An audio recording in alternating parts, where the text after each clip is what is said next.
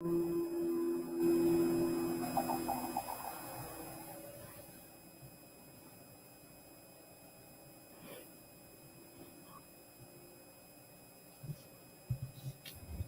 on, Rockfin, just waiting on you. Let's get it started. Let's get it started in here. Let's get it started. Okay. Doobie-doobie-doo.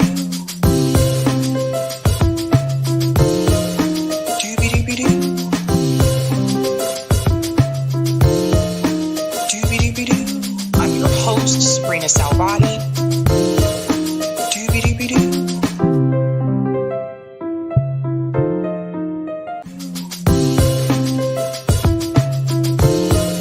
Doobie-doobie-doo. Doobie-doobie-doo. I'm your host, Sabrina Salvati. Doobie-doobie-doo.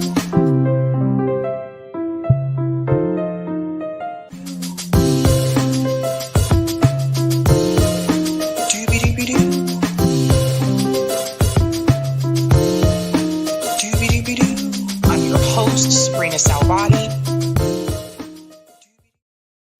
Doobie-doobie-doo. Hello, guys. Happy Tuesday. Welcome to Sabs podcast. I'm your host, Sabrina Salvati.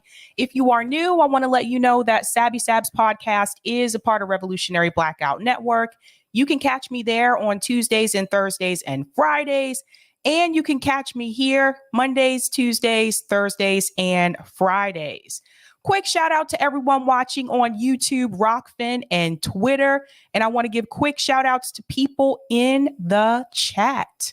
What is going on, guys? Happy day. What's going on? Steven says, hello, everyone. Cheers. I'm not sure what the alien emoji there is for. Shout out to James says, Slava Ukraini, UA Justice for MH17AU.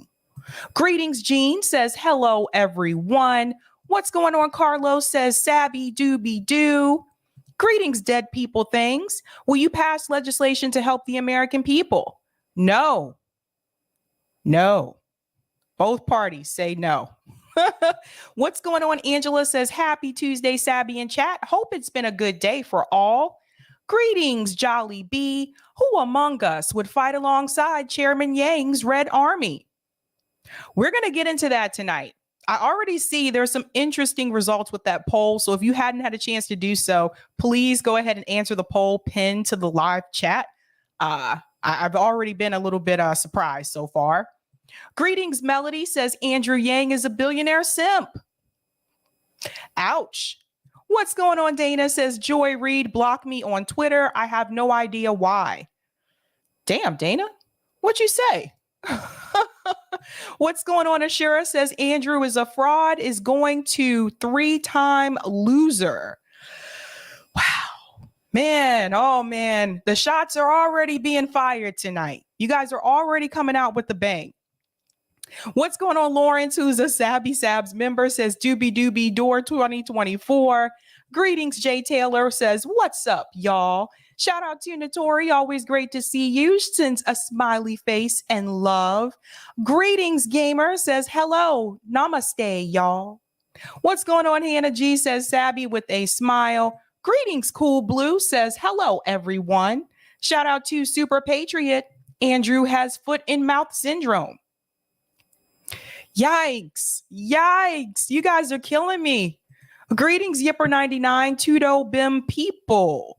Shout out to Sam says, Kim Iversen, actual transphobe, ? I love you, Sabby, but there are better people out there. Kim Iversen is not a transphobe. I think some people misunderstood what she was talking about on that Rising episode, which I highly recommend you watch the Bank Sisters episode where they actually discuss that segment on Rising, where they had the trans conversation. I highly recommend you watch their perception of it because they actually watch the entire episode and they break it down bit by bit. So check out the Bank Sisters. Actually, they'll be here Friday. So should be a good time. Shout out to Jay, says, I'm not a big fan of Andrew Yang, but if he ran as third party opposing the duopoly, I would support him. What? Shout out to Sun Moon, says, hi, Sabby. So happy to be here with y'all today. Love this community. Thank you so much. What's going on? Want to see more? Says Yang 2024. The tide is turning. Shout out to Delthea, who's a Sabby member, says, hey. Do you guys remember Fat Albert? Hey. Shout out to Latif, who's also a Sabby member, says, oh, now, peace. Greetings, Breeze, says, how you be doobie doing? I like that. I'm doing all right. Greeting Myra's mama. Hey again, y'all. Shout out to my comrade JB over at RBN. Still feeling physically crappy, but my spirits are up because of the love Sabby and my RBN family give me. Oh, thanks, JB. I hope you feel better, man. I hope you feel better. Shout out to Sweary Fairy, says, hey, loves, who else is stoned? Any takers in the chat? Greetings, Eric, who's a Sabby member, says, hi, Tuesday Left Day friends. Greetings, Zach, says, Yang is a libertarian type, aka neocon, who doesn't hate gays. He needs to GTFOH. Again, guys, I told you I am bad with abbreviations and these acronyms. So somebody in the chat, please let me know what that says.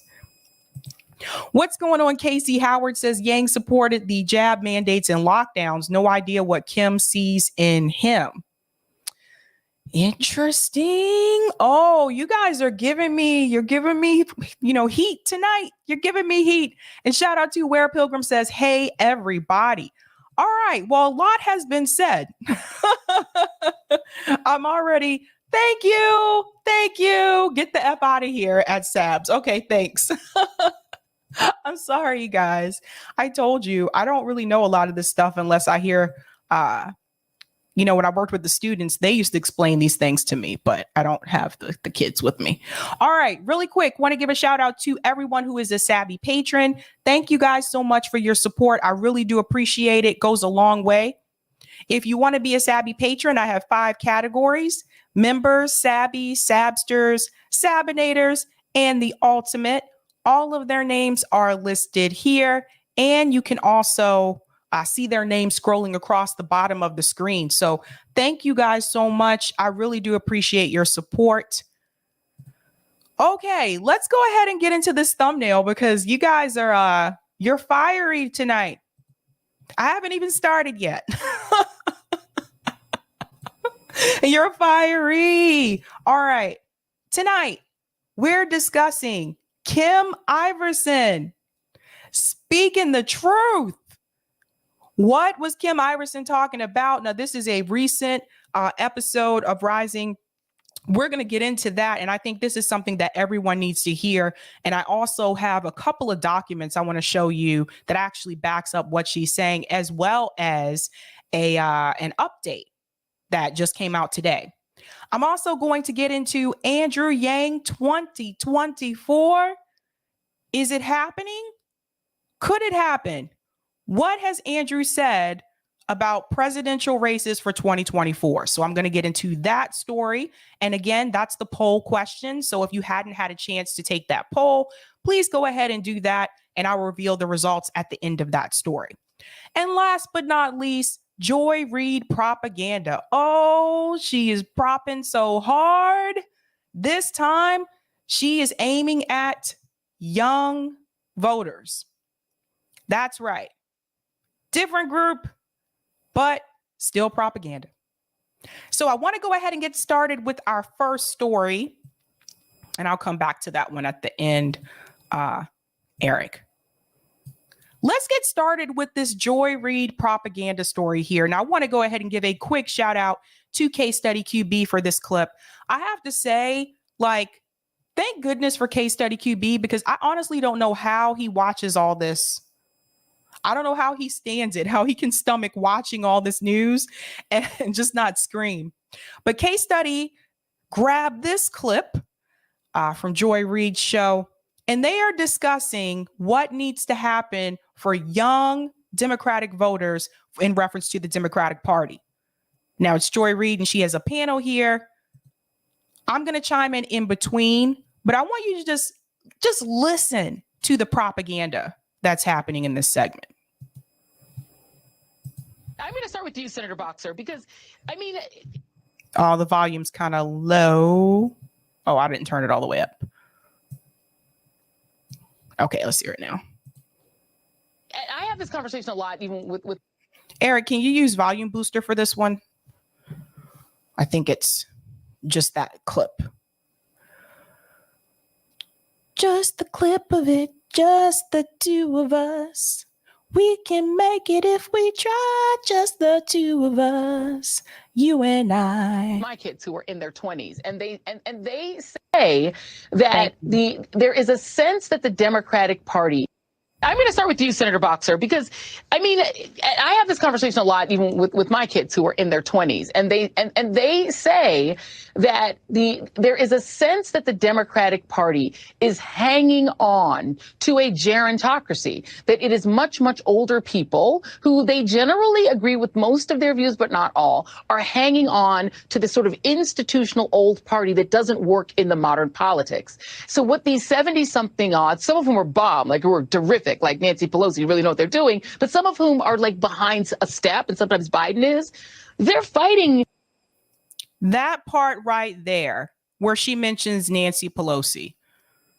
Notice she says it very quickly, but pay attention to this. Are hanging on to this sort of institutional old party that doesn't work in the modern politics. So what these 70-something odds, some of whom are bomb, like who are terrific, like Nancy Pelosi, you really know what they're doing, but some of them are bomb, really terrific, like Nancy Pelosi, really know what they're doing. She said that part very quickly. Everyone catch that? That's right, Myra's mama. She said that. Nancy Pelosi really knows what she's doing. Okay. According to who? Nancy Pelosi, who endorsed an anti-choice Democrat candidate over the pro-choice Democrat candidate. Nancy Pelosi, who said in 2017 that Roe v. Wade was not going to be a priority. That Nancy Pelosi, she really knows what she's doing. Okay. You see where this is going? Because on one hand, Joy Reid is expressing how young Democrats actually want some type of change. They want younger people in office, but she's sliding in. Well, let me just, make some excuses and let me slide in some exceptions and say, well, there's some who are older, but they know what they're doing, like Nancy Pelosi. That's Joy Reid running cover for Pelosi. That's Joy Reid trying to save her own ass. Because she couldn't just, obviously, she probably wouldn't have the show if she did. She couldn't just let that go and not give an exception for the Speaker of the House. Let's just be real. Propaganda, one. There's more. Let's go on. Whom are like behind a step, and sometimes Biden is, they're fighting like a culture of people who are Gen X and younger. Look at the ages of the most radical Republicans that we see out there. DeSantis is 43. Hawley's 42. Poor old Madison Cawthorn was just 26. Lauren Boebert's 35. Matt Gaetz is 40. Tom Cotton, 45. Elise Stefanik, 38. Rubio's 51. Ted Cruz is 51. And I'm going to pause it right there. So she's mentioning the ages of the right-wing politicians that are in D.C. Actually, Ron DeSantis isn't even in D.C., but, people are hinting he's going in that direction. Do you notice that someone's missing? Someone's missing from this list. Now, she said these are the radical right-wing Republicans. I'll wait for it in the chat. Who is missing from this list, you guys? We have DeSantis, Josh Hawley. Oh, I can't read his name. Oh, Cawthorn, Lauren Boebert, Matt Gaetz, Tom Cotton. We have Elise. We have Marco Rubio. We have Ted Cruz. Thank you. Thank you. That's right. Who got it first? Who said it first? It looks like it's Devotion Orange. I think you meant Marjorie. You notice MTG is not mentioned in this list? That's on purpose, by the way. I don't think that was a mistake. I think she purposely didn't want to mention her name. Let's see her age.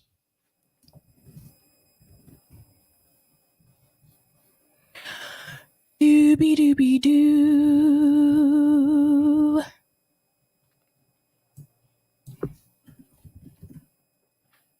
Marjorie Taylor Greene's age. She was born in 1974. Pull this up. She is 48. You guys see the propaganda? Marjorie Taylor Greene is 48 years old. She mentions the younger Republican, radical right-wing Republicans, and they leave off Marjorie Taylor Greene. She's 48.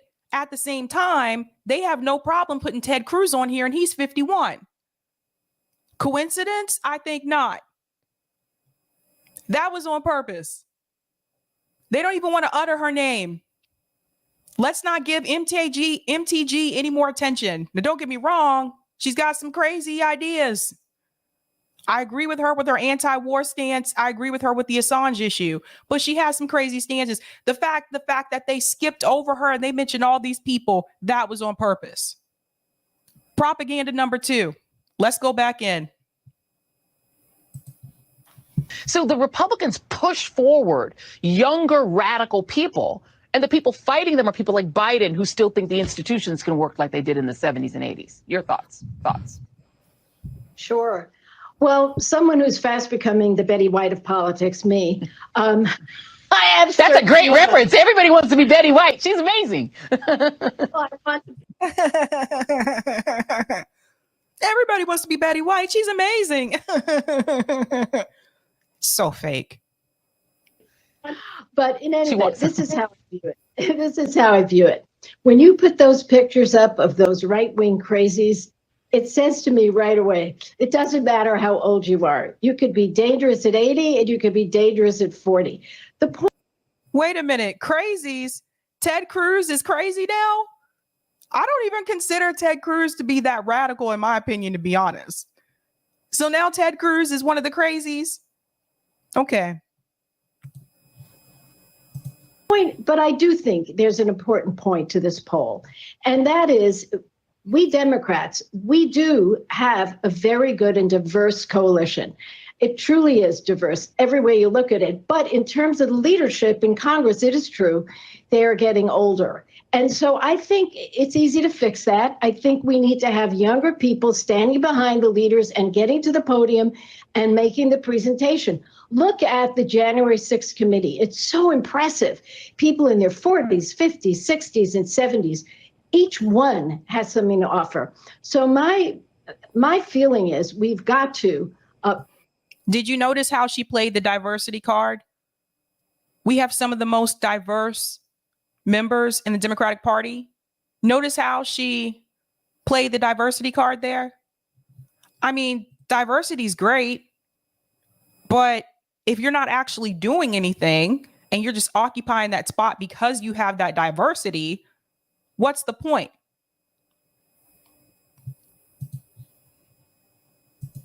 Push people forward who are younger and who are good and smart and are caring. Christina Sinsun Ramirez, I want to let you counter. What do you make of it? Because yes, there are. I mean, look, people, you know, they love Liz Warren. There are young people who love Bernie Sanders, who's about as old as Joe Biden. You know, but is it the sense that people are not being allowed to not just stand behind the leaders but lead, or is it the issues that younger people want, police reform, you know, more aggressive pushes on voting rights, and that's not happening because the other leaders are sort of old school? I think it's that young people are voting for Democratic candidates, but they're voting on progressive issues and a progressive agenda. There you go. So again, she brought up something. I'm glad she said this because she brought up what's really happening. that younger people are voting on those progressive issues. Younger people want you to have the cancel student loan debt, or a lot of them do on the progressive side, want you to cancel student loan debt. They want Medicare for all. This is why someone like Bernie Sanders was able to capture the younger base. So I'm glad that she mentioned, well, I don't know if it's so much about the age. It's more so about the policy. Let's go on. You know, this wasn't a newsflash, this poll, that Biden wasn't the youth vote candidate. He wasn't the youth vote candidate in 2020. That was Bernie Sanders, and he's pretty old. What I saw in the New York Times and the Harvard Youth Voter poll showed us is that 32% of young eligible voters said they plan on showing up this election. That tracks on turnout of the youth voter turnout in 2018 that helped Democrats win back the House and also elect a slew of progressive, diverse candidates that are much younger and backed by young progressives. So wait a minute, but does that poll tell you exactly who they're going to turn out to vote for? Let's go back to this piece right here where she talks about that 32%. In the New York Times and the Harvard Youth Voter poll showed us is that 32% of young eligible voters said they plan on showing up this election. That. Okay. To vote for who, though? See, I would have asked that question if she presented that information to me. Also, look at the poll. It's a Harvard poll and a New York Times poll. So I want to know with that poll, who are they going to show up and vote for, though? See, that piece is left out. If you just asked a poll question and you said, do you plan on voting in November for the midterms? Okay, but vote for who? How many of those young voters are going to vote third party? How many of them are going to vote for independent candidates? How many of them are going to switch from Joe Biden to the, or not from Joe Biden, excuse me, are going to switch from the Democrat candidates that they have in their district to a Republican candidate because they're very upset with the Democratic Party? Did the poll ask anything about that? Probably not. These are important questions to ask. Just because someone said they're going to show up to vote doesn't mean that they're going to show up to vote for Democrats. Just keep that in mind. Tracks on turnout of the youth voter turnout in 2018 that helped Democrats win back the House and also elect a slew of progressive, diverse candidates that are much younger and backed by young progressives. So, but she leaves out the part that in 2018, Trump was president. That's part of the reason why the voter turnout was higher among younger people during that time, is because that was people coming out and saying, no, we got to get the House back to the Democratic Party. We got to get the Senate back to the Democratic Party. So we need to come out and we have to vote for these Democrat politicians because Trump was in office. That's more so what that was about. She leaves that part out. This time around, you have a president of the United States who is the Democratic Party's person. I don't want to say is a Democrat because Joe Biden's really not a Democrat, but you have that one already as the president. This time around, it could go the other direction, just like it did with Trump. So this time around, more people may show up in November and they may vote for the Republican candidates. I already saw this happen with Mayra Flores in the special election in Texas. In a district that had been blue since the 1800s, Mayra Flores, the Republican candidate, just flipped that district. I told people that there was a red wave coming. I warned people. Going all the way back to when Virginia, the governor of Virginia race, that was a red flag for people too, or it should have been a red flag. Dems lost Virginia. So I'm sorry, but just because they say they're going to come out and vote doesn't mean they're going to come out and vote for Democrats. We'll see what happens. So you elected Congresswoman AOC, Rashida Tlaib, Katie Porter. This is the largest, most diverse and progressive generational voting bloc in the country right now. And there they go with diverse again. There they go. That's right, Robert. It usually does go to the other direction. That's what I'm saying. So they're leaving that part out. But here they go. just starting to flex their power, and they're demanding the Democratic Party be more responsive to their issues, and they're actually winning. So the message that I see is that elected officials in the headline should really be, don't underestimate or discount the power of a pissed off generation this election. But are they winning though? Most of the progressives that have already had their primaries that I've seen have lost their primary races. So that may have worked in 2018, but this time around, I don't see that working the same way. Amy Vilela, I hope I'm pronouncing her name correctly. She lost her primary race this year. Imani Oakley lost her primary race this year. There's multiple ones. I can't remember everybody. There were a lot of them running. But most of the progressives that I have seen, Shahid Buttar lost his primary race this year. Most of them that I've seen this year have already lost their primary races. So are they really winning? I hope this is a sign for people.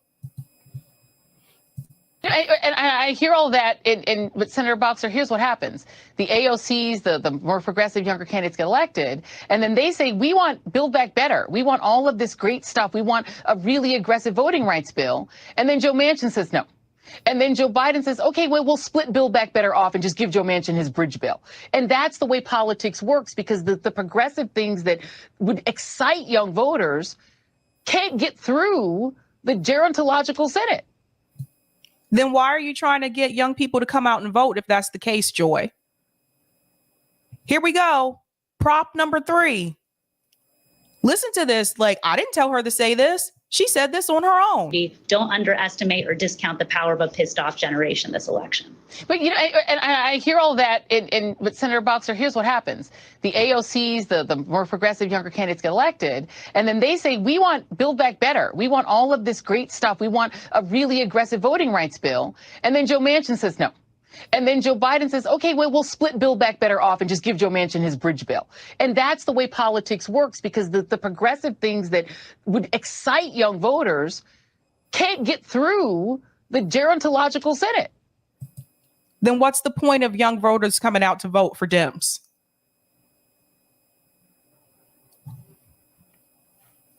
Prop number 3, because at the end of this conversation, Joy is going to tell young people that they have to come out and vote. After she just said that. Can't get through in the Senate is what she's saying. But it's not just because of Joe Manchin. It's not just because of Kyrsten Sinema. Let's be real. $15 minimum wage was not just because of Kyrsten Sinema and Joe Manchin. There were 8 Democrats that voted against it. And I don't hear these commentators calling out their names when it comes to that particular issue. Let's be real. So remember that statement. That's prop number 3, because I'm going to show you what she says at the end of this. Let me just say this. The way the Senate works, as you know, it's a supermajority to get anything done. It has nothing to do with age. They could all be in their 30s or their 40s. They still couldn't do it. And I think the panelists we have on here is so right. It's about the issues. Now we're going to have They still couldn't do it. Prop number, what are we on, 4? Prop number 4, they still couldn't do it. They could do it. They don't intend to get it done. That's the problem. None of these items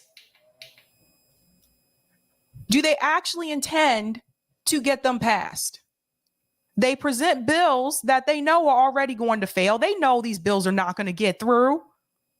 Come on. That's number 4. the first national election since January 6th. Think about that. With these hearings, just driving it home to the young voters, to the old voters, to those in the middle. It's the first one since that horrible Roe v. Wade decision. And we've got crazy Republicans telling 10-year-olds they have to have a forced birth if they're raped. So we've seen an uptick in gun violence. We've seen an uptick in voter suppression. So I think it's the issues. And yes, let's get some more younger people out there with the older ones. Well, I don't think age is going to change the gun violence issue. You have an uptick in gun violence because of poverty. You have an uptick in gun violence because of the inflation. You have an uptick in gun violence because housing has increased, because food has increased, because gas has increased. People are poor. That is why you have that uptick in gun violence. Poverty-based crimes. But they don't want to address that issue at all. So tell me how changing the age of the people that you put into office is going to do anything about the gun violence if you don't solve the poverty issue. This is terrible. This is so bad. So bad. As a member of Gen X, we just get skipped all the time. We're just going to go, we'll go to the next generation. We just get skipped. But I'll give you the last word, Ms. Sinsoon Ramirez. Last word. Well, I want to say that young voters are actually winning on the issues, that what we need to realize is that if it weren't for young voters, Donald Trump would be president. Mitch McConnell would be a majority leader. We wouldn't have the first African-American woman in the Supreme Court, that we have one investment. Was it necessarily because of young voters that Trump lost? Or was it because of Barack Obama?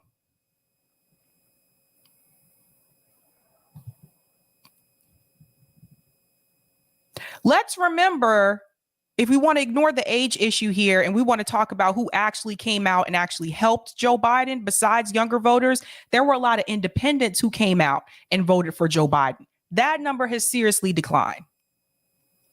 His poll numbers have declined with young people. His poll numbers have declined with African Americans. People are actually physically leaving the Democratic Party as we speak. I get the emails and the DMs all the time. People telling me, yay, I just left. So how are they going to ignore, like, you're going to sit here and pretend like these poll numbers are not an issue, that it's not a factor? You see what they're trying to do? They're trying to now pull in the young people. Young people, go out and vote if you want to get something done. These kids are a lot smarter than they give them credit for. And climate and historic gun safety legislation. So let's turn out young people this election, because we can send a powerful message to every single one of those elected officials that's trying to take our country backwards, that if they want to cling to the past, they can have it, but the future is going to belong to America's young people. I absolutely agree. And young voters, listen, the way Republicans did this, they spent 50 years relentlessly voting, losing, voting until they won. You have to vote persistently. Vote like your grandma. That's how you get what you want. Vote like your grandma, because she never stops voting. She's in the... If this is not the most clown buffoonery crap I have ever heard,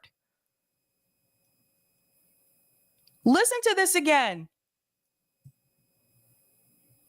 This is so much prop number 5. Listen. One of those elected officials that's trying to take our country backwards, that if they want to cling to the past, they can have it, but the future is going to belong to America's young people. I absolutely agree. And young voters, listen, the way Republicans did this, they spent 50 years relentlessly voting, losing, voting until they won.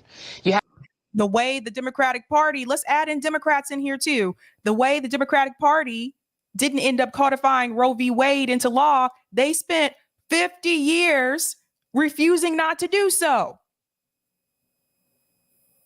Call that out, Joy. Listen to this propaganda. After everything that she has said, watch what she ends with. Have to vote persistently. Vote like your grandma. That's how you get what you want. Vote like your grandma, because she never stops voting. She's in the church hat. She shows up. She always votes. That's why she gets what she wants ultimately. Former Senator Barbara Boxer.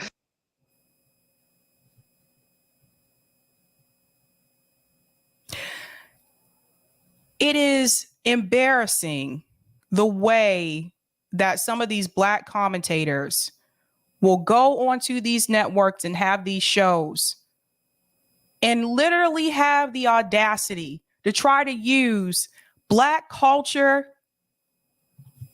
to gaslight Black people. I know this woman did not try to use vote like your grandma. She's in the Sunday church with the church hat on. That's got to do. You got to vote like your life depends on it. What?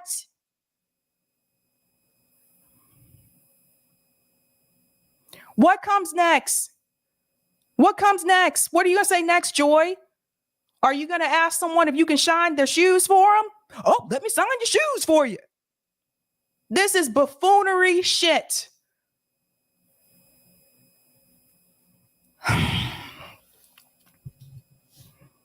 Vote like your life depends on it, she says. You're never going to get, if you want to get something done, if you want to get what you want, you have to vote and vote consistently.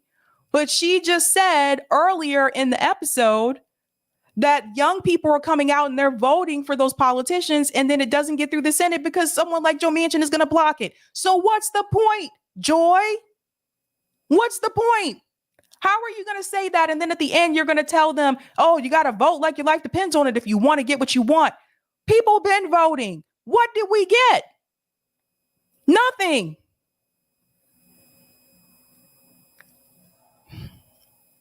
This is so, what does CJ say? It's clown shit. This is really clown shit.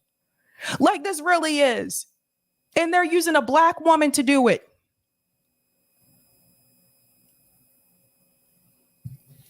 Let's get this out of here. Let's get this out of here. That's right. JB says tap dance for the Dems. What's next? What's next? I'm going to go to some of the comments here. That was embarrassing to watch. Like your grandma said, vote like you. And then look at, hold on, let me put this up here. Look at the two women on the panel after she said it. Look at the looks on their faces.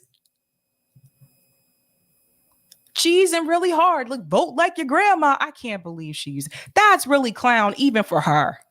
Thank you for the super chat, Kyle. Super sticker, Kyle. Woohoo! Delthea Simmons says, when you get blocked by Joy Reid, you immediately gain 10,000 cool points. Thank you for the super chat, Cool Blue 71. I am no fan of MSDNC's joyless greed. Thanks for the super chat, Oz. Yang publicly supports the prosecution of Julian Assange. I challenge Yang's ability to govern a summer camp regardless of his business experience. Con man. Wow. Oh boy. Delthea Simmons says it's not age, it's issues. It's antiquated ideas of neoliberal third wayism. It's people like Pelosi saying that GOP policy is bad in the morning and by lunch saying Dems must reach across the aisle. That's right. Well said, Delthea. Thanks for the super chat, Cool Blue. There'll be more crossovers, D's to R's than R's to D's. I bet. I bet. JB says they're so intellectually lazy and or deceptive. That's right. Plus, I don't know too many young people watching MSNBC. So I don't know who she's talking to. Just saying. Thank you for the super sticker, Wesley Whole Wheat. Thank you so much for that. Not that many of them. Not that many. I'll take those comments on Rockfin, Eric. Thank you for the tip, Jim Garrison. Sabby on fire and looking great doing it. Oh, thank you so much, Jim. And thank you for this tip, Crone of Anarchy. Ted Cruz is really bad. He's anti-abortion. He wants to undo gay marriage. Oh, I didn't know that. I knew he was anti-abortion. I didn't know he wanted to undo gay marriage, among other things. Oh, and he cooked bacon on his assault rifle. What? Okay, I think he's trying to be funny at the end. That's crazy. That's crazy. All right, let's go ahead and get into our next story. Now, this one is about Kim. So Kim Iversen had a stream recently. I shouldn't say stream. Kim Iversen had an episode on The Hill, and she was talking about the negatives, or I should say the cons of sanctions. And I think this is really important for people to hear. I have something I want to show you after this so I can actually point to like what she's talking about in this episode. But for all the people who are for economic warfare, and I'm not, I told you guys when I say anti-war, that also means economic warfare, because it actually doesn't benefit anyone. It just hurts people, hurts a lot of people, not just the country that you put the sanctions on. Kim is going to break that down. So I really want you to hear this discussion. I thought this was really good. I'll give credit where credit is due. Kim, what is on your radar? All right. Oh, can we do volume boost, Eric?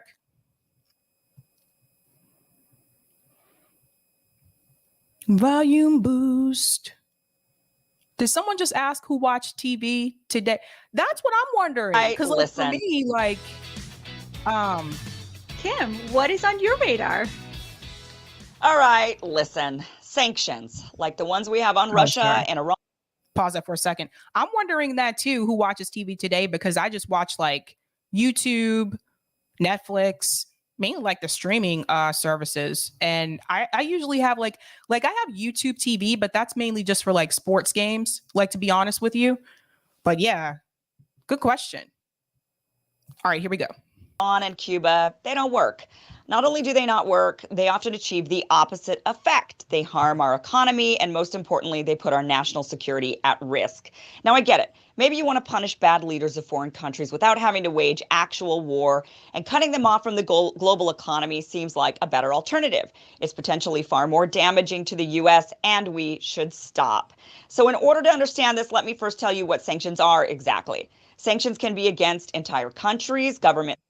Let me just add in something here. I thought it was good that she mentioned that, you know, these sanctions can also hurt our economy as well, which is what we're dealing with right now. Remember Richard Wolff? I played that clip where he broke it down for you, and he said it's not because of the war, it's because of the sanctions. So even though we put sanctions onto another country, you see it can still affect us as well. So I'm glad that she mentioned that. And now she's going to break it down for you about what sanctions actually can look like. And there are different types of them. Leaders and representatives, random individuals, wealthy business people, companies, or even industries. For example, I'm sure you're aware we've been sanctioning Cuba over Fidel Castro, North Korea since the Korean War, Iran since the fall of the Shah. Most recently, we've been sanctioning Russia because of the war in Ukraine. But we also sanction government leaders. For example, there are several Chinese officials who are sanctioned over Hong Kong and the Uyghurs. The U.S. government also chooses to sanction wealthy people, such as Russian oligarchs, companies accused of engaging in fraudulent or corrupt practices, and even specific industries can be sanctioned. As it stands right now, 1 in 10 countries are under some form of U.S. sanctions. I'm going to show that to you in just a second after this clip. I'm going to show you those countries. Now, the sanctions can be in the form of banning trade, freezing assets, heavier taxation, or prohibiting financial dealings. This part's important to understand. The way we go about doing this is we actually ban American companies and American people from trading or financially dealing with anyone on the list of countries, companies, and individuals. The government. And that includes, and I want to just put this out there for a second. When she says American people, that doesn't necessarily mean American corporations. That can mean someone who's an entrepreneur. That could mean like if I had a little business that I had where, I don't know, let's say I had a business where I made handbags or purses or something like that. And I was like basically selling these handbags internationally, right? Well, the example that she's giving you is that even in that case where you're like an entrepreneur now, because of the sanctions, you may not be able to sell those handbags to people who live in whatever country that we've issued those sanctions on. And like she said, there's at least 10 of them. So that would be like 10 countries that you can't like sell it to. So you may think that that's not a big deal, but for a lot of people who do business internationally, that can be a big deal. So it's not just hurting other countries, it hurts entrepreneurs here in the United States and American businesses as well. The government can't control them, but the government can control us. So the government also uses secondary sanctions by threatening allies. For example, we tell Europeans to join in on our sanctions or face sanctions themselves. We sound like really charming friends. So if you operated a company that did a lot of business with these countries or individuals, and suddenly there are sanctions on them, your company will obviously suffer financially. That's right. So if you have a business and let's say you do a lot of, I don't know, trade with China, or you do a lot of trade with, let's pick another country, I don't know, Spain, Germany, wherever, and the US puts sanctions on those countries, then the company that you work for will also be affected. So if the business declines with the US company that you work for because of these sanctions, because they cannot do business dealings with those countries abroad, that means that company can now start laying people off. How's that for you for an economy that's supposed to be booming? It happens. Talk to people who work for some of these companies in the United States that do international deals.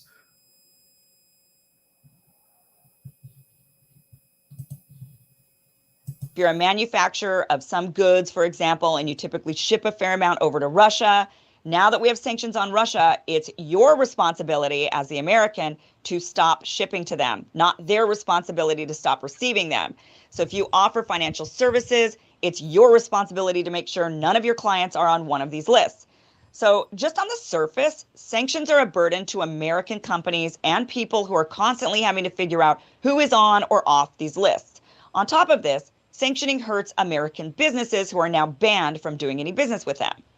So do you think any of this really hurts Russians when it comes to banning things like iPhones, Gucci bags, BMWs, and Chanel perfume? Do you think that hurts them when it's banned from entering their country? I'm sure many Russians were upset that they couldn't get these luxury items, but it's not like they needed these things. But do you know who does need these luxury items? The people who manufacture them, market them, and distribute them. All of the workers who are behind the operation of those companies are now at risk of losing their jobs because of lack of sales and business. That's right. That's what I was saying. This is the thing. It affects everybody. It's like a domino effect. It doesn't just affect that country. It's really interesting. And I saw a comment here from Robert. A lot of small businesses had no choice but to work globally. That's right. So this also hurts small businesses as well.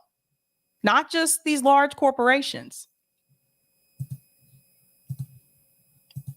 If you were a shipping company and your primary client was Russia, you're probably out of business right now and all of your workers are laid off. Yep. Now, trade, of course, isn't only just luxury items. Lots of trade involves essentials like medicine, food, and energy. Sanctions that involves these types of items not only hurt those who are manufacturing and distributing them, but they significantly hurt the poor people inside of the targeted nation. Wealthy people in those countries will always have access to the things they need. It's the poor who suffer. But that's actually the point. One idea is to cause so much suffering amongst the population that the government eventually feels enough compassion to stop the pain. And in order to stop the pain, they have to stop whatever it is that caused them to be sanctioned in the first place. And in order to stop the pain, you have to actually care about poor people. Because those are the people that will be affected the most. How many of those government officials are willing to stop the pain because they care about poor people? How many of them are willing to do that? How many of them care about poor people? And I ask this question because, as you can tell, in this country, our politicians don't care about poor people. The poor isn't even mentioned. I talked about this last night. They don't even mention poor. It's all about working class. They'll mention billionaires. They'll mention millionaires. Every now and then they'll mention the middle class, working class, but you don't really hear them talking about poor people at all. They're invincible to them or invisible to them. Really. So this is another example where when you don't care about a certain population, they can just be left to suffer. And people who are wealthy, a lot of these oligarchs, they don't care if poor people die. If they cared if poor people died, we'd have health care for everybody in this country. They don't. Sad when you think about it, but this is the reality.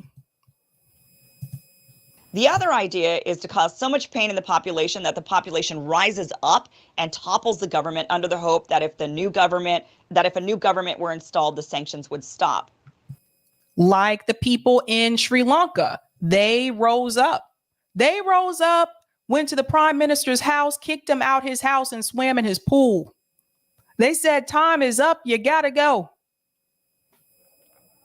Don't see that happening in this country. You don't see it because everybody's so busy being divided over left versus right. If we did not have that focus, if our media didn't focus so heavily on the division between left and right in this country, and they actually focused more on class issues and the economic situation, the real economic situation of people in this country, we could have united poor people and working class people decades ago. Really could have. That's why they preach the propaganda that they preach, because if they were telling us that news and the reality of the economic situation for a lot of people in this country, What you saw happen in Sri Lanka could have happened here as well. But they don't want that to happen, so they keep you divided based on an elephant and a damn donkey. Let's be real. But they don't work. We've been implementing these sanctions on several nations for decades now. And what are the results? In many instances, when it's essential medicine or food that's involved, we end up being perceived by the world as heartless bullies. On top of this, did Cuba ever topple the Castro government? Is the Ayatollah of Iran no longer in power? Is Assad no longer the president of Syria? What about North Korea? What good has it done there? These sanctions have not worked as intended. In all of the cases I just mentioned, the people of those countries have not turned on their own leaders. They know the U.S. is causing the sanctions. They're not stupid. So rather than blaming their own governments, they instead blame, get this, the U.S. You could insist that it's not true, that instead their governments are brutal dictators that don't care about the suffering of their own people. But then I would have to ask, if that's the case, why are we punishing the people on top of them being punished by their own government? Isn't the point of sanctions to get their government to stop abusing them? So why add? That's right. And that's a good question. If we really care so much about those people that are being abused and mistreated in those countries, then why are we adding more punishment on those countries? And in turn, it's going to give those people a worse situation than they already have. It's going to make their poverty situation worse. People are starving because of the sanctions that the U.S. government has put on some of those countries. So why are we adding to their pain? Because the reality is the United States government doesn't care about those poor people either. They just don't want another country to come into any type of power. They don't want another country to be a threat economically to the United States. That's what it's really about. How dare you?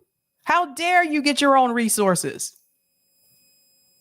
How dare you have your own gas and you don't need to come for us or anything? How dare you try to be sufficient and stand on your own? Only the United States is allowed to do that. It sounds really bad when you say it out loud. It really does. But that's what it's about. To it. But honestly, we could debate back and forth all day how these people feel or what their governments are like. The bottom line is their governments are intact, even after decades of U.S. imposed sanctions. They haven't worked. So why are we continuing to use a tool that doesn't work? But here's where sanctions become an issue of national security. The only reason the U.S. can use sanctions as a weapon and compel allies to go along with them or else is because the U.S. dollar is the world reserve currency. Most global trade is conducted in dollars, so it's harder to ignore sanctions or get around them. Everyone wants dollars because everyone can spend dollars, particularly on oil, which has pretty much been nearly exclusively exchanged in dollars after a deal was struck between the U.S. and Saudi Arabia. We agreed to give them security. They agreed to sell us oil. They agreed to sell oil in U.S. currency. And because of this, over the past 80 years, the dollar has remained extremely stable, valuable, and it gives the U.S. a lot of power. But sentiments towards the United States have shifted. Look at Saudi Arabia. They've been feeling pretty snubbed by the Biden administration, resulting in speculation over whether or not Biden would shake or fist bump the Saudi crown prince's hand while visiting the country. Why is Biden there? Well, quite frankly, he's there to beg for relief from high oil prices, caused in part, by the way, by our sanctions on Venezuela, Iran, and Russia, and to repair relations now that Saudi Arabia is in accelerated talks with China to begin accepting yuan as payment for oil. Yep. And Joe Biden's there right now on his hands and knees, pleading and begging. How did we end up in this situation? It's crazy, isn't it? When you think about it. The United States being so trigger happy to use our economic power against those we disagree with has caused many countries to begin moving away from the dollar out of fear they could be next on the naughty list. No one wants to get hit with sanctions, and no one knows what's going to cause them to be hit with sanctions next. Now, countries won't be able to move away from the dollar overnight. Old habits die hard, but they're trying. The sanctions on Russia since its invasion of Ukraine have actually accelerated de-dollarization. Countries trying to circumvent U.S. imposed sanctions with Russia are now trading in their own national currencies for the oil and wheat Russia provides. But de-dollarization efforts have been going on long before this war with Russia. China has struck deals with Australia, Japan, Brazil, Iran, and others to trade in national currencies. Russia, China, and other countries have been rapidly setting up alternative monetary systems since 2014, knowing that at any minute they could be hit with more U.S. sanctions. The world is looking for an alternative. The U.S. dollar. And who could blame them, right? Who could blame them? If you were in their situation, we would probably be looking for an alternative too. I told you guys last night on here that the US dollar, comparing it to 1970, the US dollar has decreased by 87% in value today. Our buying power for the US dollar right now is only 13%, actually a little bit over 13%. That's scraps. Terrible when you think about it. If you didn't see last night's episode, please go check that out, or you can watch the clip. It's the one with Richard Wolff, where he breaks down the exploitation of workers. Watch that, because I show graphs in that, and it shows you exactly how the dollar has decreased since 1970 in this country. So yeah, other countries are looking for other options, other alternatives. They're like, look, I don't want to take this chance with the United States. I might be on that list next. Then they're going to hit me. Time for me to do my own thing. The United States doesn't want that to happen either. Won't be ditched as a major global currency, but soon it won't be the only one. Once it's no longer needed to conduct global trade, it will drastically lose its value. Right now, we rely on countries, China being one of the biggest, to support our deficit spending with massive loans. They'll only continue doing this if the dollar remains valuable because it's needed to conduct global trade. We also need the dollar to remain strong so that the things we buy from other countries, which is just about everything, will remain affordable. Essentially, if the dollar is no longer in highest demand, we, the American people, feel the effects the strongest. We're talking extremely high inflation. And quite frankly, some of the inflation we're feeling right now could be because this process has already begun. So we need to stop using the power of being the world's reserve currency as a weapon and start earning the goodwill in the community of nations. The goodwill we've been squandering since World War II. We need to earn respect in the world by insisting our government reflect the will of the good and fair American people. And we also need to insist that our politicians stop firing off their weapons of all kinds, be they monetary or physical, and start thinking about what ramifications their decisions have on not only the innocent people in these foreign countries, but on us, the American people. Okay, I'm not going to play the entire thing, but you can see this on The Hill Rising. The name of this episode is called Kim Iversen Sanctions Don't Work, but worse, they can... Uh-oh. I cut off part of the title here. Whoopsies. They cause global de-dollarization. Now, there's something I want to show you in reference to what she was talking about, because I think this is important for people to see. And Eric, if you still have that link from last night where we went over the value of $1, if you can put that in the private chat when you get a chance. But I want you to see the countries that Kim was referring to. Now, she said there was about 10 of them.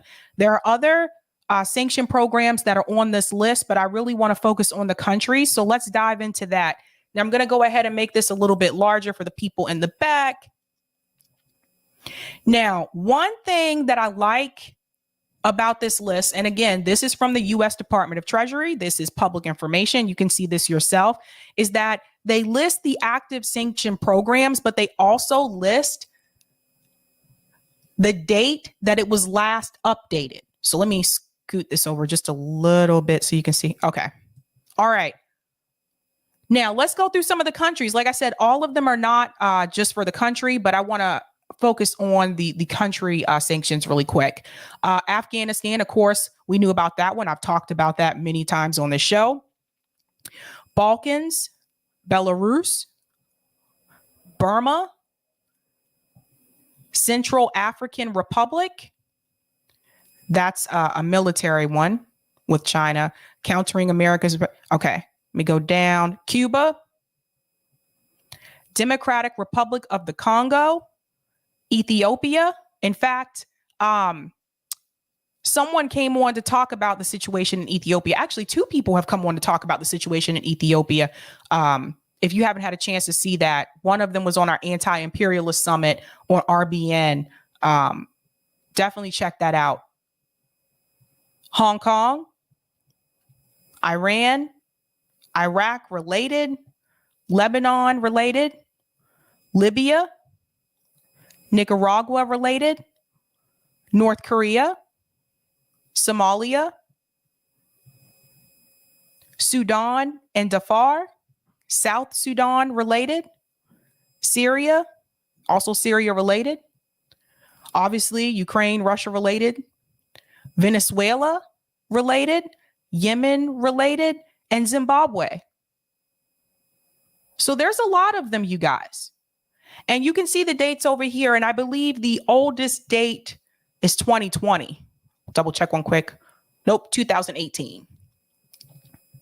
2018 is the oldest date. Again, this is through the U.S. Department of Treasury, so you can look this up yourself as well. So that's what Kim was referring to when she said there's at least 10. It's crazy when you think about it. This is what our government is doing. This is how many countries they've hit.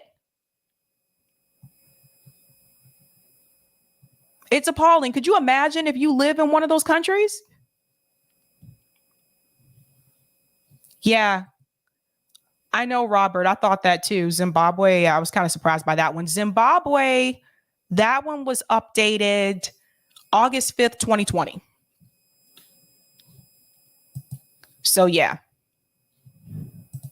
Razal said, and you don't know why they can't give you stuff. Go. This is all about control.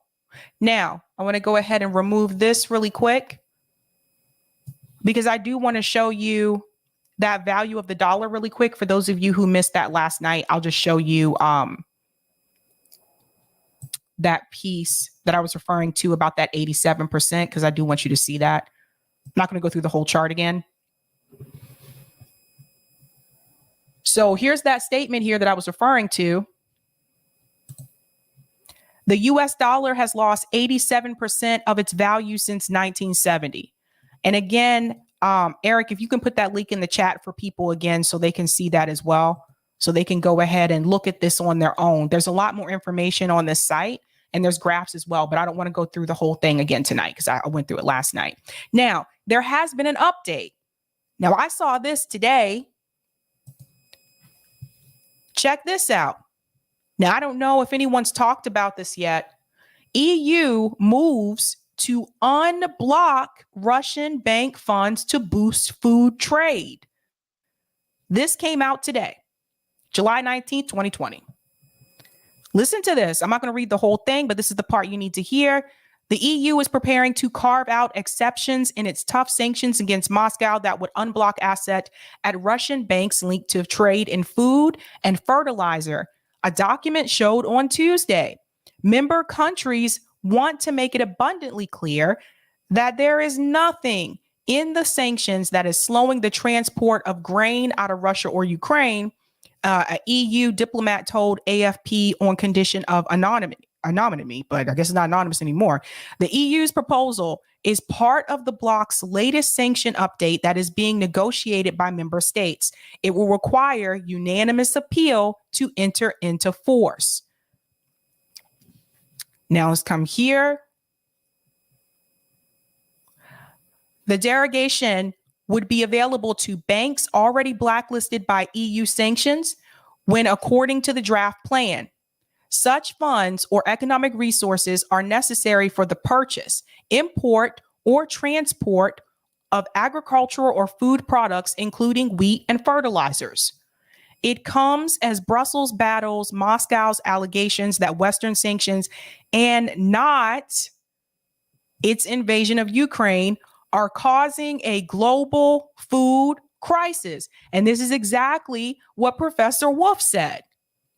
So I will say this again. It comes as Brussels battles Moscow's allegations that Western sanctions and not its invasion of Ukraine are causing a global food crisis. So that is today's update in reference to that.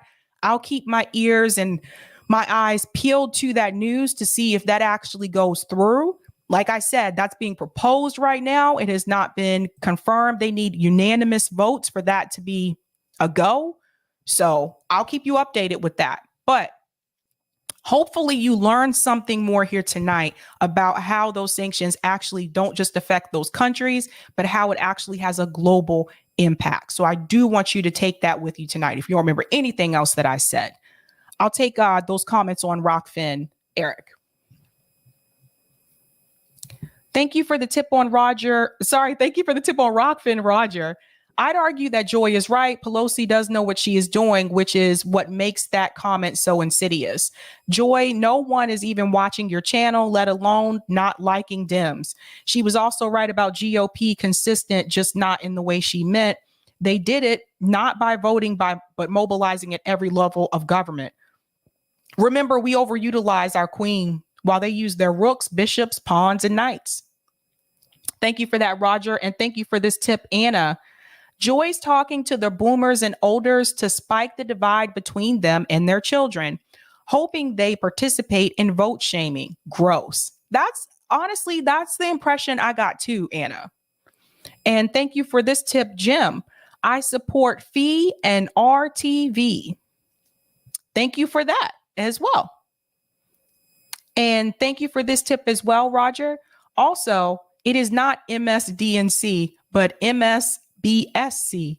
And yes, the senator who I found out was born exactly 48 hours after me did cook bacon on his rifle, but I was born 48 hours after DMX, so I'm in good company. Sab, I don't know if you read the New York Times article I sent you a couple days ago, but it said due to supply chain crisis caused by pandemic, corporations are looking to relocate manufacturing back to the U.S., hat in hand. However, we should demand tax hikes at the door. You're going to have to accept these regulations. You'll be subject to antitrust. Step the F out of the way should your workers wish to unionize or suffer heavy repercussions.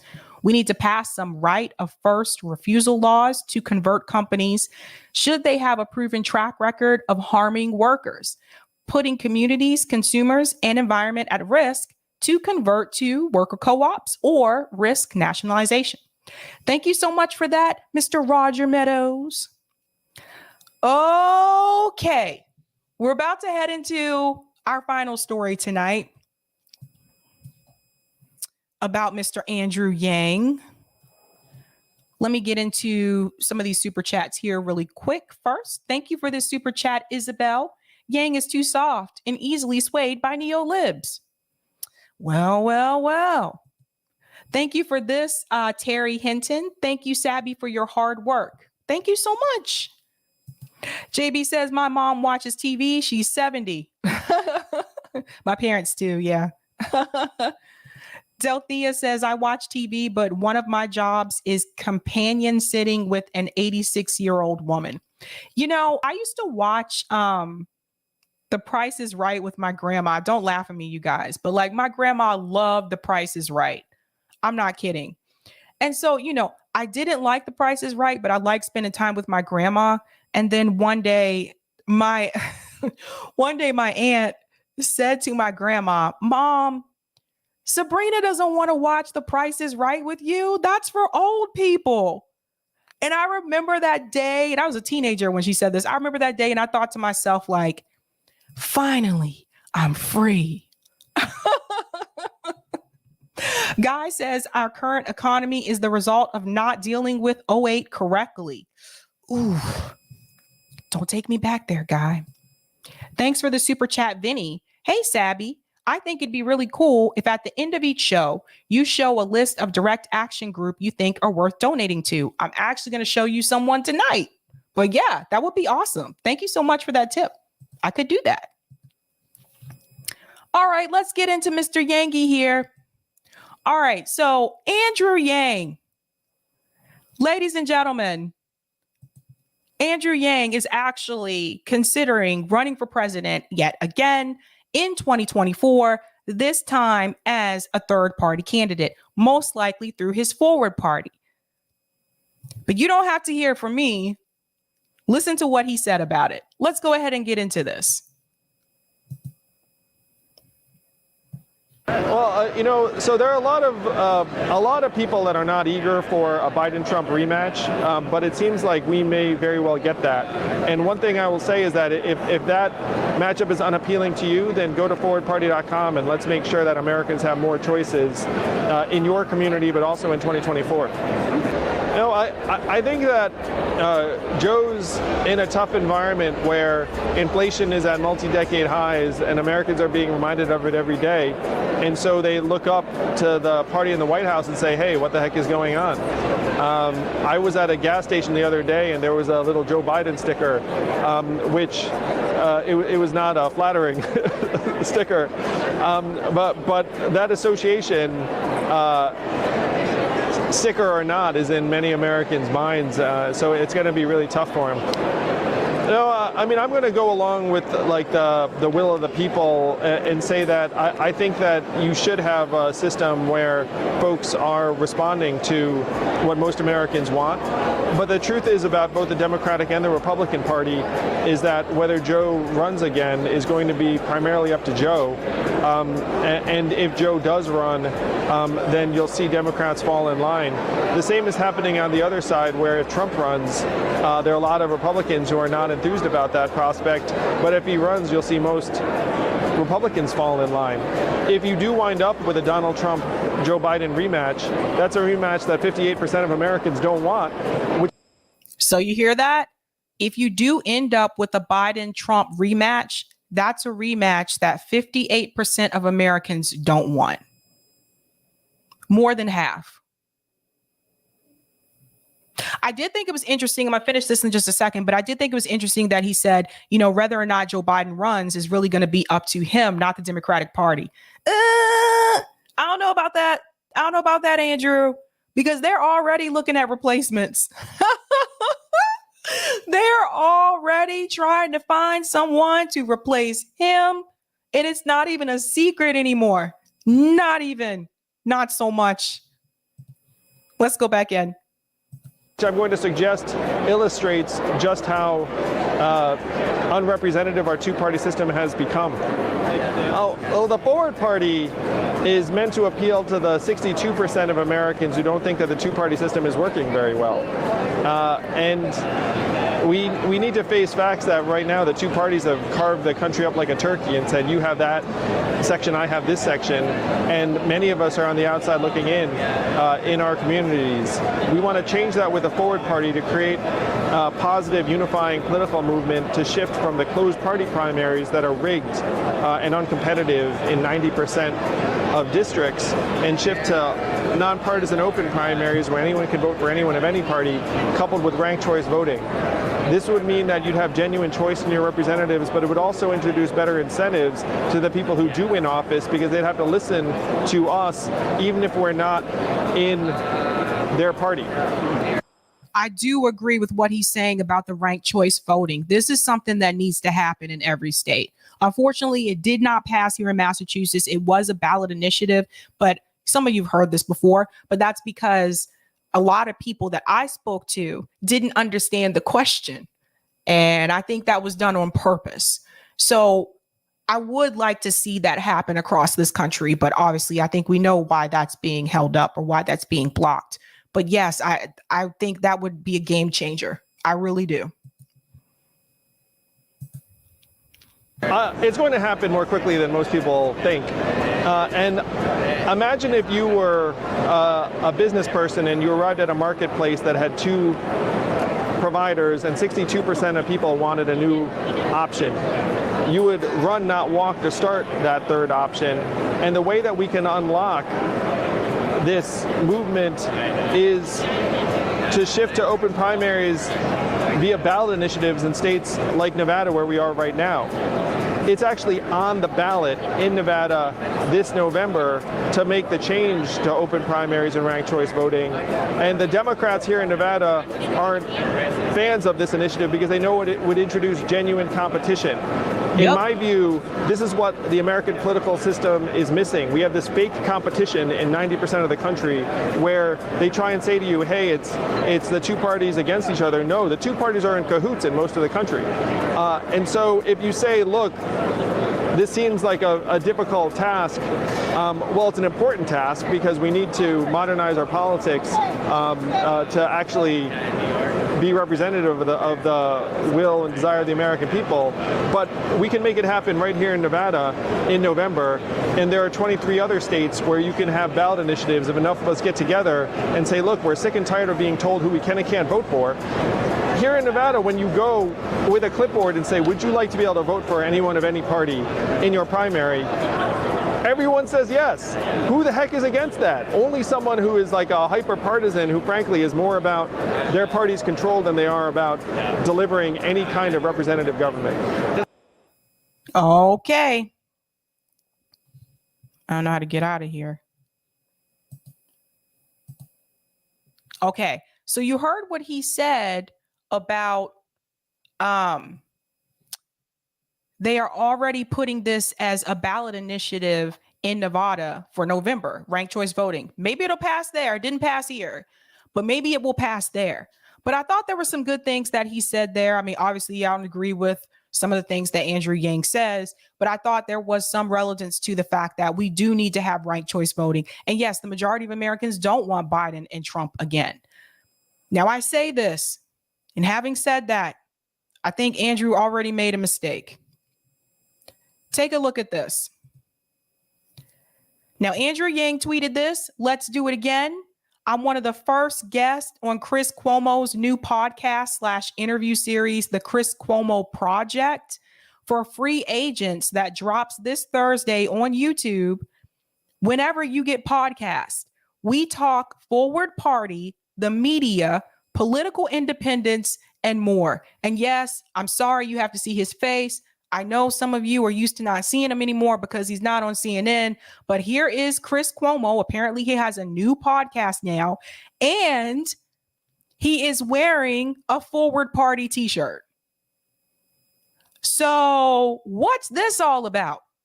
Now, I can tell you, if you look at some of the comments in the comment section, oh, they are not good.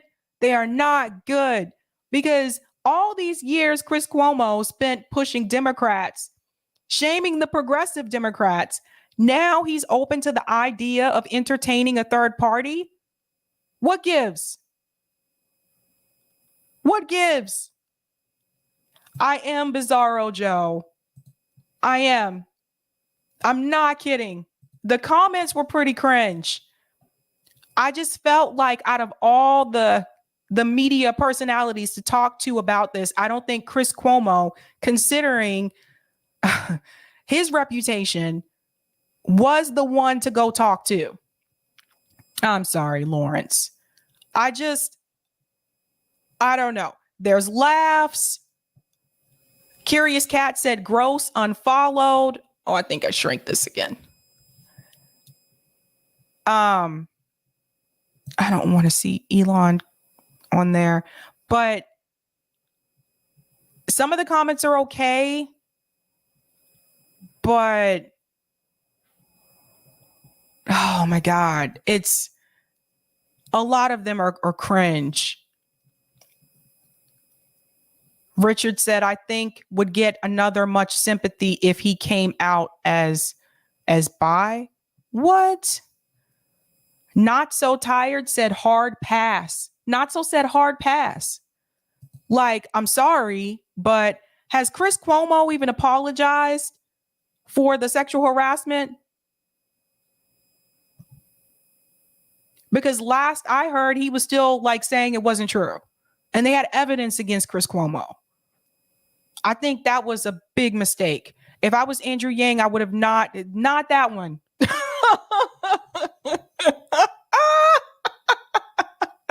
I'm looking at the comments. I really am. And I tried not to laugh, but some of the comments are cracking me up. No, I don't trust this man. Why is Chris Cuomo getting behind this? Why would Andrew Yang go on Chris Cuomo's podcast? Oh boy.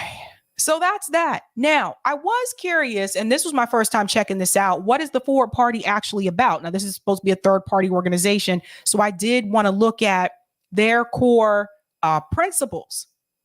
And there was something that I noticed. Now, I want to share this with you. This won't be long. We'll just hop right into it. Our goals. While other political parties look to divide America into different camps, the Forward Party aims to bring them together. We welcome, everybody listen to this now, because I want to know why it's okay for them to do this, but it's not okay for activists to do this. What? Here we go. We welcome both conservatives, liberals, independents, and libertarians.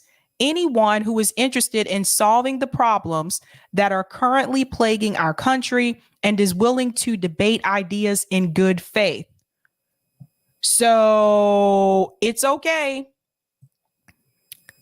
for Andrew Yang's party to mix all of these political ideologies together, but it's not okay for those political ideologies to come together for activism, to march for healthcare. Interesting. We will support candidates for office who align with our core principles so we can reform the system and make it more responsive to the American people. This means that we will support Republicans, Democrats, and independents, as well as candidates identifying themselves as Forward Party members. Now, if this is a third party, why would you... I really want to talk to Andrew Yang about this, because that would be like the Green Party saying we welcome Republicans and Democrats. But if you're a third party member and candidate, technically you're not a Republican or a Democrat. I don't know, man. I don't know. I want to talk to him about this. We will also work with organizations that are promoting democracy reform in order to promote policies such as ranked choice voting, nonpartisan and open primaries, and easier ballot access for third parties. Now, what are the core principles? So let's go ahead and get into this. Oh, I wish it didn't. Why can't this thing go away? Okay. All right. Our core principles. The first one is ranked choice voting and nonpartisan primaries. So, and you can click here and do read more as well. But obviously, I agree with this ranked choice voting. I think you do need that. The second one is fact-based governance. Actually, I'm going to click on this because let's see what this is about really quick. Utilizing data in order to establish standard and shared baselines of where we are and how we are doing will ensure that our elected representatives are doing their jobs. So this is data driven. Okay, let's go back. Next is human-centered capitalism. See, for me, this is still capitalist. This is still a capitalist organization. See, that's why I can't get down with Forward. Human-centered capitalism, the purpose of an economy should be to improve the way of life of its people, that is, to improve the measurable quality of life of each and every person in society. We measure our economic health based on GDP, stock market prices, and headline unemployment rates. Meanwhile, life expectancy is declining, yada, yada. Our economic system should be geared to benefit us with life expectancy, average income, and affordability, childhood success rates, mental health, clean air, and water, and other measurements of our well-being front and center. Okay. I mean, it's capitalism, though. Like, that's the thing. It's still capitalism to me. And then I believe there was another one as well. Effective and modern government. Obviously, UBI was one of them. I mean, you guys knew that would be one. And grace and tolerance. So those are the core principles.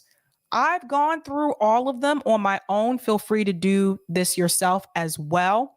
And then I also looked at platform policies because, again, I'm very policy based here. Like, that's something that's important to me, not actually who's running, but what the policies are. And these are some of the things that they have for their policies. American scorecard, measure economic prosperity using a wider index. It goes on and on there. Term limits. I do agree with that. I think there should be term limits in government. Ranked choice voting is there as well. And then nonpartisan primaries, independent redistricting commissions. Basically, the voters choose. Actually, I'm going to click on that one because I don't want to mislead you. Voters should be choosing their representatives rather than representatives choosing their voters. So I don't have an issue with that. But I'm not done yet. I'm going to show you what I see is missing. Data as a property right. Obviously, you know, Andrew Yang's big into data, enhance the ability of individuals to keep their privacy intact. I can get down with that. Stop the DC revolving door. Limit the ability of elected officials and regulators to move. And I think that's the money issue there. Citizens portal, enable the government to better serve its people. I mean, that's nice too. And then Department of Technology, revive the Office of Technology Assessment. And automatic tax filing, I can get down with that. I hate filing taxes. It's such a process. Sabby doesn't like. Democracy dollars, fight the influence of mega donors in our elections and allow the voice of the people. Okay, I can get down with that. But who's funding Forward Party? I'd like to know that one. I'm pretty sure this is not all just grassroots. Again, I'd like to talk to Andrew Yang about this. American Exchange Program, initiate the American Exchange Program as part of our public education system. Civic juries. Juries are going to be representative of groups of Americans. Accessible and secure voting. And then the last one is crypto. So, of course, I figured crypto would be one of them that would be on here. Now, there's a big problem, ladies and gentlemen, because you know what I noticed was missing from this platform and the core principles. I didn't see anything about Medicare for all. I didn't see anything about universal health care. And healthcare for a lot of people is a big one. So that's that. And I just don't understand how that would not be on the platform at all. So that one was pretty, I don't know. That one really made my head turn. I'm just like, really? Because you were in the 2020 election. You know how the healthcare issue was brought up over and over. But no, I didn't see anything in here in reference to foreign policy. That's another one. I didn't hear anything in here about war. So, yeah. Big red flag. Big red flag. So for those of you, I know some of you are interested. For those of you who are interested in this party or you're wondering about it, just check out the website. It's all listed there. And there's more things as well. Again, like I said, I don't know who is funding Forward Party. I'd have to look into that. I'll reach out to my friend. I bet you they could find that information. And then I'll get back to you. Now, I do want to look at that poll, but let me get to these super chats really quick because I want to see what you guys said. Wait, did any of you change your answers like after seeing this? I wonder. I'm just curious. Thank you for the super chat, Rodrigo. Yang will funnel third-party energy to Wall Street. There you go. Astro says Yang's principles evaporated when Palestine hit the debate. You see, there's nothing on here about foreign policy.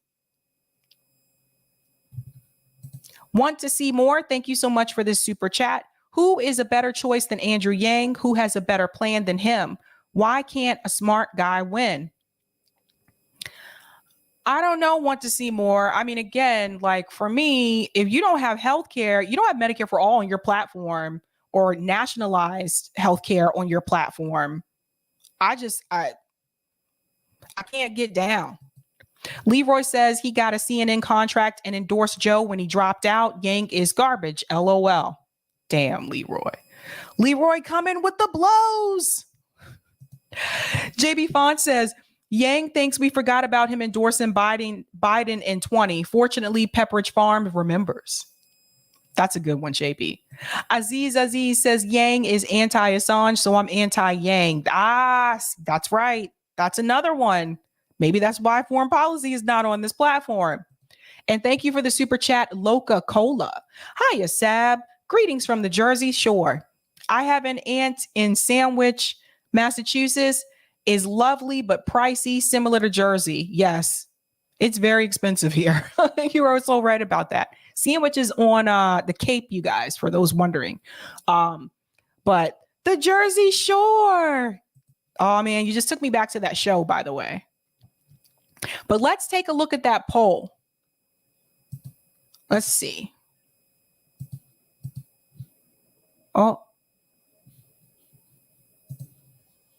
Oh, thanks for this, Eric, as well. Thanks for the super chat, Roger, or tip, Roger. The signatures in Nevada have been submitted. The deadline was June 29th. So as of now, the signatures are being counted. So I will be checking back in a couple of weeks. Matter of fact, the deadline for a lot of these states to submit signatures in the last 2 weeks, like the 90% didn't make it. Your boy, Nick State, Missouri, had 28 ballot initiatives trying to get on, and only 2 is hanging on. Others failed. Same with Rome State. Wow. So Missouri and Michigan. Okay, Eric, that works. Interesting. So I think Eric is getting the poll ready. While he does that, guys, I want to let you know, Bank Sisters will be here Friday, as well as with other activists. This is something I'm actually participating in. It's called Camp Data.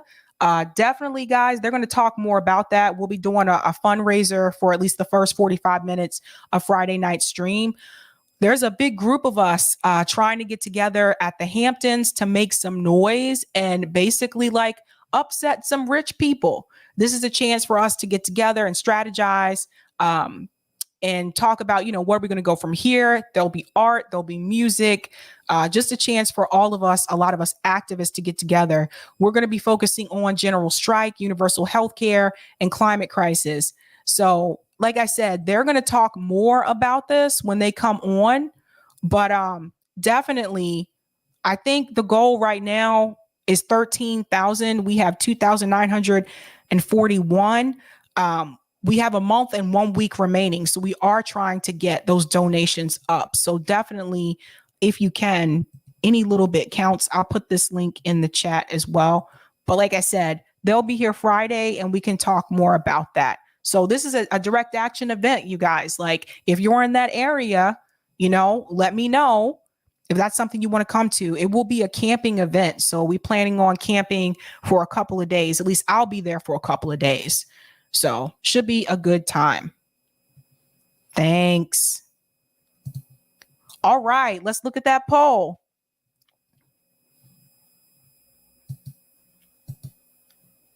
Okay. Here's the poll results. Would you vote for Andrew Yang in 2024 if he ran as a third party candidate? 17% of you said yes. 62% said no. That's a hard no. And 21% said maybe. And that is 657 votes. I do have a question for those of you that said maybe. What are the conditions? Why did you say maybe? Are you willing to possibly change your mind if something else happens? Or is there something that you want on his platform? I'm just curious what the maybe, why you said maybe instead of yes or no. But I figured I'd give that as an option. Let's see. Okay, Jonathan said Yang is a maybe if Ventura is on the ticket. Okay, interesting. Okay. Where Pilgrim said, I was a maybe, but a soft maybe. It would depend on how things were set up. So this is in reference to, I think what Andrew said is if Biden and Trump are running again, he is going to run as third party candidate. A tree said maybe because anyone over the duopoly.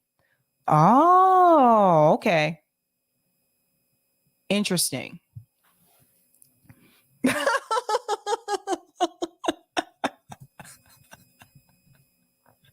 Rodrigo, why did you say this? Rodrigo, why? Not the first part. Yang is super corrupt. Voting for Yang is like voting for Asian Pete Buttigieg. Why you say that? Oh, man. Oh, buddy. Okay. Winchester said I mistakenly clicked yes on the poll. Okay, so it's probably less than the 16%. Oh, Winchester. Natalie, thanks for the super chat. We had no ballot initiatives here in Washington State. Well, no, you should have ballot initiatives on the ballot in the fall. There's one from Whole Washington about universal health care. I know that made it to the, or wait. Oh, no, wait. That's for next year. Sorry. I think they have till December to collect those signatures, and then it should be on there next year. My bad.